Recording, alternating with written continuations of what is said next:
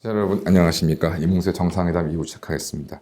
정말 위기의 시대라는 말들이 하나하나 실감나고 있습니다.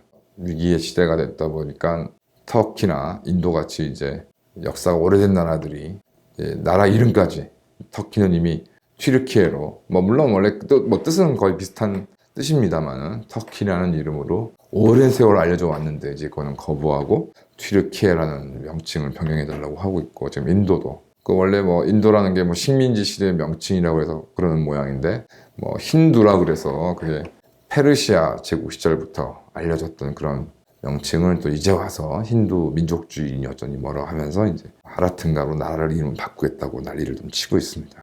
튀르키예나 하라트 같은 아주 역사가 오래된 나라들도 이름을 바꾸겠다고 난리를 치고 있는 위기의 시대이고, 또 반면에 우리나라나 미국이나 일본이나 이 위기, 점증하고 있는 위기를 극복할 만한 지도자가 눈에 보이지도 않습니다. 이런 시대에 과연 위기의 시대를 극복했던 정치 지도자들이 어떤 사람들이었나를 살펴보는 것도 의미가 있다고 생각이 좀 듭니다. 제가 정말 많은 책을 읽지는 않았지만 정말 관련된 책을 읽으면서 정말 이래서 정말 링컨 하는구나라는 그런 감동을 받았었는데요. 링컨 같은 경우는 잘 알려진 것처럼 라이벌을 등용을 넘어서 완전히 한 팀으로, 스스로 한 팀으로 만들어낸다. 그래서 정말 이게 영화에서나 영화에서도 잘 나오지 못하는, 그래서 대통령 경선에서 최대 라이벌이었던, 그 이전에 서로의 존재를 모르지는 않았지만 특별한 친분이 있지도 않았던 수어드를 이제 국무장관으로 임명했고, 국무장관을 임명한 것에 그친 것이 아니라 진심을 다해서 수워드가 이제 링컨 걸 보좌하고, 거의 링컨의 죽음 때까지 링컨과 정말 완벽한 한 팀을 이루었던 수워드. 그다음에 또 다른 경쟁 후보였던 체이스라는 분을 재무장관으로, 베이츠를 이제 법무장관으로 임명했는데, 이제 이 중에 체이스, 베이츠는 워낙 또 근본적인 사고방식이 달라서 수워드처럼 한 팀이 되지 못했습니다만은 최소한 링컨도 이들을 존중했고, 이들도 링컨의 어떤 리더십은 인정을 했었습니다. 그 다음에 테디어스 스티븐스로 대표되는 강경노예 폐지론자들, 남북전쟁 특히 이후에 완전 남부를 완전히 식민지처럼 해야 된다는 그런 주장하는 사람들이 있었고, 원래 성향상 또 블레어라는 사람은 이제 온건 폐지론자인데요. 그러니까 나중에 테디어스 스티븐스 같은 강경노예 폐지론자가 득세를 하니까 민주당으로, 링컨이 이제 죽은 이후에 민주당으로 옮겨갑니다. 그래서 이 블레어라는 집안이 워낙 워싱턴을 기반으로 해서 나름의 부와 어떤 인맥으로 상당한 영향력을 행사했기 때문에 블레어 하우스라는 것이 지금 이제 미국의 공식 영빈관의 이름으로 지금 사용되고 있고요. 어쨌든 이런 사람들을 아울러서 한 방향을 향해서 미국과 공화당을 이끌어 나갔던 사람이 링컨이었습니다. 물론 내전이라는 아주 위기의 상황 속에서 자신이 워낙 미천한 배경에 있던 힘이 없는 사람이었기 때문에 능력 있고 강한 사람을 내각으로 끌어들여서 약체인 자신의 정치력을 보강했다는 것은 어찌 보면 당연한 얘기다라고 할 수 있지만, 현실에서는 링컨보다 훨씬 못한 처지에 있는 사람들이 자신의 어떤 능력을 과대평가하고 자신의 인기, 어줍지 않은 인기에 현혹되어서 혼자서 뭔가 해보려다가 패가망신하는 사람들을 우리나라에서도 많이 보았습니다. 결국 링컨을 또 많은 사람들이 따르게 된 것은 링컨을 두고 노예 폐지론자였다, 노예 폐지론자가 아니었다, 기타 등 여러 구설들은 많지만, 제가 볼 때는 링컨 본인 스스로 얘기한 것처럼 링컨의 가장 중요한 관심사는 나는 연방을 수호하겠다, 연방을 유지해야 되겠다. 왜 그럼 연방이 유지해야 되느냐? 지금이야 캘리포니아 주가 유럽의 어느 나라들보다 훨씬 경제력으로 힘이 세다, 텍사스 이런 얘기들 하지만 1860년대에 미국은 워낙 아직 힘이 미약했고 상대적으로 유럽은 굉장히 힘이 셌습니다. 그래서 미국으로선 다행스럽게 나폴레옹 전쟁부터 해서 영국, 프랑스, 프로이센, 이후엔 독일, 오스트리아, 스페인 이런 나라들이 이때는 이렇게 저때는 저렇게 편을 나눠서 막 자기들끼리 싸우느라 정신이 없어서 이제 아메리카 대륙에 눈을 못 돌려서 그렇지, 거기서 뭔가만 정리가 돼서 이제 유럽 세력들이 이제 아메리카 대륙으로 넘어오게 되면 미국을 포함해서 아메리카 대륙이 다시 이제 식민지로 굴러떨어지고 특히 미국이 소중하게 생각하는 자유나 이런 것들을 박탈당하는 것이 뭐 예정되어 있었기 때문에 그게 50개 주, 뭐 미국 남북전쟁 당시에는 50개 주도 아니었습니다만은 그 주들이 뭐 이러고 저러고 싸우는 게 중요한 게 아니라 우리가 이제 이민자로서 자유를 찾아온 사람들로서 또 유럽보다는 상대적으로 자유와 기회를 보장받는 사람들로서 이것을 보장받기 위해서는 연방이 유지가 되어서 유럽과 뭐 대결한다기보다는 뭔가 대등한 영향을 확보해야 되는 것이 뭐 링컨의 확고한 생각이었던 것 같고, 뭐 그것이 이제 독립 초기 13개 주가 갈라지지 않고 하나의 나라를 건설했던 가장 중요한 의미라고 좀 생각이 좀 들고요. 그래서 링컨이 뭐 어떤 감성적으로 어떤 뭐 인권 의식으로 노예제 폐지를 주장했던 것이 아니라, 그런 신념이 당연히 가지고 있었겠지만 그 신념이 중요했던 것이 아니라 노예제로 인해서 결국 미국 연방이라는 것이 깰 수밖에 없다. 결국 본인 스스로 얘기한 것처럼 연방을 지키기 위해서 노예제를 해야 한다면 난 노예제를 할 것이고, 연방을 지키기 위해서 노예제를 폐지해야 한다면 노예제를 폐지하겠다고 본인이 얘기한 것처럼, 노예제가 또 폐지가 당시 또 시대적 흐름이었고요. 영국 가장 당시 세계 최강대국인 영국에서 노예제가 없어진 지 꽤 됐었고, 그러니까 결과적으로 미국만이 노예제를 합법화하고 유지하는 것은 불가능한 상황이었습니다. 그러니까 이런 것들을 보았을 때 노예제를 폐지를 해야 되고 노예제를 제한을 해야 되는데, 이에 남부의 주들이 동의하지 않아서 반란을 일으켰으니까 이것은 연방을 지키기 위해서는 전쟁도 불사해야 된다는 것이 링컨의 확고한 원칙이었다고 생각합니다. 그래서 결과적으로 이제 전쟁이 끝나기 직전에 이제 수정헌법 13조를 통과해서 노예제를 공식적으로 폐지하는데요.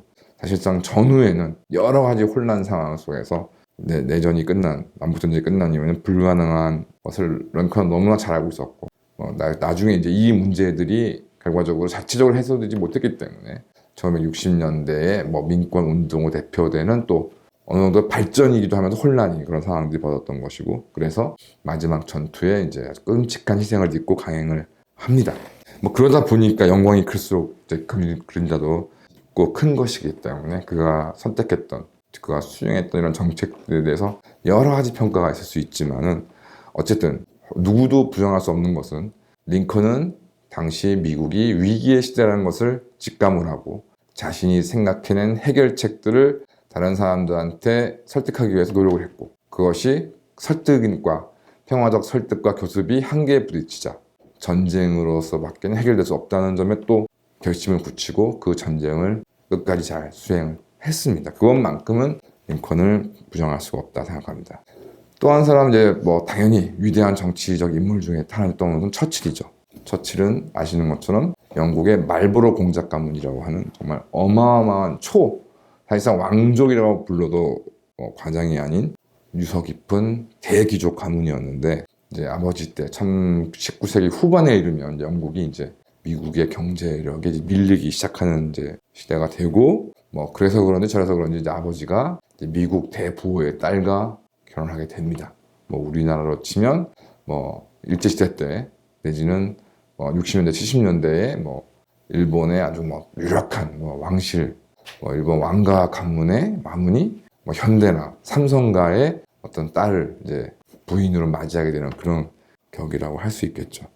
그래서 이제 그 처칠의 어머니가 미국 사람이었기 때문에 당신은 뭐 교통이나 이런 것들이 한계가 있으니까 뭐 지금처럼 뭐 이렇게 왔다 갔다 자주 할 수 있는 건 아니었지만, 어쨌든 어린 시절에 미국을 그래도 몇 번을 갔었고, 어머니가 미국의 유력한 가문의 출신이니까 당연히 자연스럽게 미국 인맥이 확보가 됐고, 또 청년 시절에 그래서 만난 사람 중에 한 사람이 프랭클린 루즈벨트였다는 겁니다. 그래서 처칠과 루즈벨트가 절친까지는 아니더라도 그래도 어릴 때 뭐 쉽게 말해서 같이 놀았던 그런 소시적 친구 중에 한 명이었다. 이런 것이 2차 대전에 상당한 도움이 됐고, 또 처칠 같은 경우는 뭐 열등생이다 그 뭐 얘기를 하고 있습니다만은 뭐 그런 건 사실이 아닌 걸로 다 얘기하고 있습니다. 그래서 학교 성적이 나쁘지는 않은데 문제는 이제 기복이 심했다는 거죠. 특히 수학 뭐 이런 것들은 낙제를 맞아서 이제 유급을 한 적이 있다. 근데 이제 뭐 아시는 것처럼 뭐 의대 가서 뭐 1, 2년 정도 유급하는 거는 크게 뭐 눈에 띌 정도로 공부를 안 하는 건 아니었으니까요. 그래서 그런 좀 기복이 좀 심했다. 그래서 육군사관학교에 진학을 해서 군 복무를 하다가 학창 시절부터 이제 글 쓰는 걸 워낙 좋아해서 기자 혹은 작가가 되기로 마음을 먹고 이제 군을 제대한 후에 이제 종군 기자로 이제 보호 전쟁에 갔다가 이제 포로로 잡혔다가 이제 탈출하게 되고 그 탈출 과정이 뭐 어차피 워낙 뭐 이웃 나타나는 모험을 감수하는 사람이다 보니까 워낙 극적이어서 이제 뭐 영국에서 영웅처럼 대접을 받게 되고 본인이 워낙 또 원래 좋은 집안의 후손이고 해서 이제 젊은 나이에 이제 하원 의원에 당선이 돼서 이제 정치에 이제 들어가게 되고 정말 30대의 해군 장관, 그다음에 정말 승승장구하다가 이제 1915년 갈리폴리 전투의 어떤 패전을 주도했던 책임을 지고 이제 사퇴를 하고, 근데 사퇴를 이제 젊은 나이에 좌절을 겪었으니까 꽤 충격이 컸음에도 불구하고 오히려 일제는 육군 장교를 복귀해서 참호전 전선에서 정말 목숨을 걸고 또 전투에 참전을 함으로 인해서 이제 정계에 다시 복귀할 수 있었고, 그런데 이제 그 영국에서는 이제 수상 다음에 재무상이 사실상 뭐 부수상 2인자 역할이었는데 재무상을 하면서 이제 근본이제로 복귀하는 그런 실책을 저질러서 가뜩이나 이제 불경기에 시달리고 있던 영국 경제에 아주 종지부를 찍게 되고, 뭐 그러던 이후에 대공황이 오고, 그러다가 1936년 에드워드 8세 퇴위 과정에서 뭐 심슨 부인과의 어떤 뭐 결혼도 가능한 것이 아니냐는 식의 입장을 보여서 또 영국의 주류 귀족들의 빈축을 사게 되고, 그러니까 뭐 왕한테 아부 떨어서 또 한 자리 얻어먹으려는 아니냐 이런 이제 시각이 있고, 이런 시각을 에드워드 8세의 뒤를 이은 조지 6세가 이제 더 정말 그런 생각을 하게 돼서 이제 정말 귀족 사회, 기득권 사회에서 이제 고립되게 됩니다. 그러다가 이제 나치즘이 이제 1930년대 대두하게 되는데, 당초 처칠은 이제 뭐 원래 근본적으로 자유주의라던가 민주주의자는 아니었기 때문에 뭐 질서 회복, 뭐 어떤 국가의 뭐 일관된 발전 이런 거에서 긍정적으로 당초 평가했습니다만은 1936년 히틀러가 베르사유 조약을 폐기하고 이제 그 침략 행위를 노골화하자 이제 반나치 활동에 나서게 됩니다. 그러니까 당대 여론에서는 이제 처칠을 전쟁광으로 매도하고 이런 것들이 당시 반전 평화 분위기에 어울리지 않아서 하원 의원마저 이제 뭐 중요 내각의 주요 멤버는 고사하고 이제 하원 의원 선거마저 낙선하게 돼서 정계를 은퇴하게 되고, 그 과정에서 보수당, 자유당, 보수당으로 이제 완전히 철새 정치. 1930년대에 처칠의 모습을 생각하면은 뭐 우리 중에 우리나라 사람들도 누구라도 아마 혐오할 만한 정도의 정치인이었습니다. 그런 정치인에게 히틀러가 기회를 주죠. 미네 회담이 나오면서 이제 히틀러가 영국이나 프랑스에게 공언했던 것처럼이 아니라 처칠에 당한 것처럼 끝없는 영토 야유, 이것을 또 결과적으로 전쟁을 불사하는 것인가 아닌가의 이제 마지막 그 1938년 미넨 회담에서의 이제 그 혼란이 있었습니다만, 결과적으로 체코슬로바키아를 전체적으로 합병함에 따라 이제 영국과 프랑스에 있는 평화파들도 전쟁을 결심하지 않을 수밖에 없는 상황에 몰리게 되었고, 그러다 보니 일찍이 반나치 성향으로 히틀러의 어떤 내심을 간파했던 처칠이 이후 전쟁 국면에서 이제 지도자로 등장하는 것은 당연한 것일 겁니다. 하지만 전쟁 지도 수행 능력에서도 처칠은 사실 크게 완벽하지 못했습니다. 여러 가지 세부적인 작전에 본인이 뭐 전쟁과 전략의 천재라는 잘못된 인식 때문이었는지 여러 작전들에 직접 개입함으로 인해서 특히 미군들과 엄청난 갈등을 일으켰고, 결과적으로 전쟁 수행에 과연 도움이 됐는지, 구체적인 수행에 도움이 됐는지는 지금도 의문입니다. 그런데 문제는 그 위기의 시대에 국민들을 모으고 나라를 한 방향으로 이끌어 나갈 수 있는 리더십을 발휘했다는 점.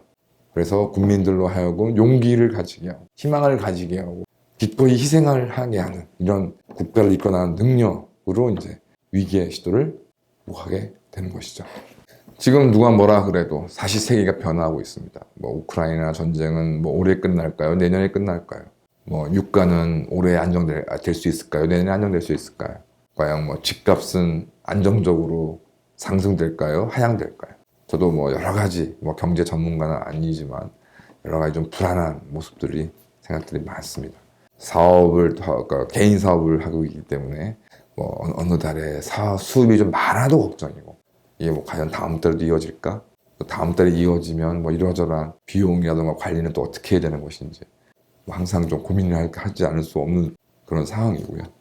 이런 상황 속에서 과연 하루하루 내일을 어떻게 대비해야 할까 더 개인적으로도 굉장히 좀 고민인데 국가야 뭐 하물며 어떻겠습니까? 그런데 과연 우리나라 내지는 다른 나라에서 이 위기의 시대에 무언가 국민들에게 희망을 가질 수 있고 용기를 가질 수 있고 오늘과 내일을 버티게 할 수 있는 무언가가 있는지 어찌 보면 뭐 여러 가지 뭐 지도자에게는 필요한 덕목이 있겠지만 저는 비전이 아닌가. 과연 내가 5년 후에 10년 후에 어떠한 비전과 희망 속에서 내 삶을 꾸려나갈 수 있을까.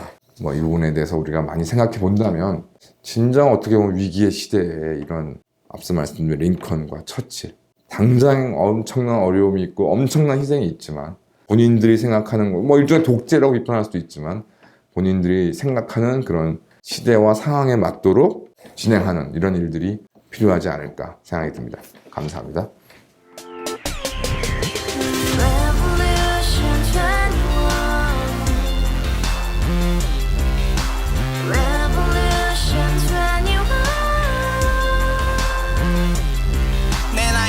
월세 30 코인빚만 300 서울에 온 지 벌써 10년 아둥바둥 버텼지만 여전히 난 반지 하에 제왕 곰팡이 연문제약 내비랑 깡통망통 완전히 폭망 90원 창문만큼 작아진 내 꿈 연애 결혼 내 집 모든 게 헛꿈 1년 전 떠난 여친 울며 말했지 같이 써봤자 평생 가본 게 꼭꼭꼭라지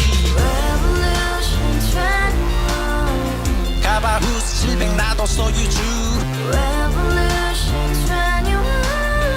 가바후스 700 나의 소유주 택시기사 우라부지 마트 캐셔 울어무니 우리 집안 다 털어봤자 후줄 그래 개선민 내 미래 거기서 팍 끝난 거지 팍더 이상 노력 따윈 괴물이 스펙 찾아 싼말리 비오는 날 알바 잘려 맨날 학원 날 개쳐 발려 밤비 내리는 양화대교 홀로 걷고 있을 때 현수막에 아로 새겨진 평당 700짜리 아파트 다같이 소리 질러 혁명 21